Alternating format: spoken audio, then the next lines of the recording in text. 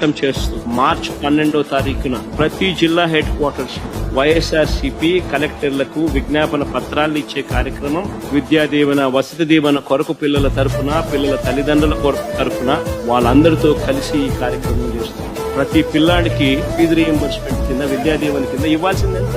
సంవత్సరానికి 2,800 కోట్లు ఇవ్వాలి విద్యా దీవెన.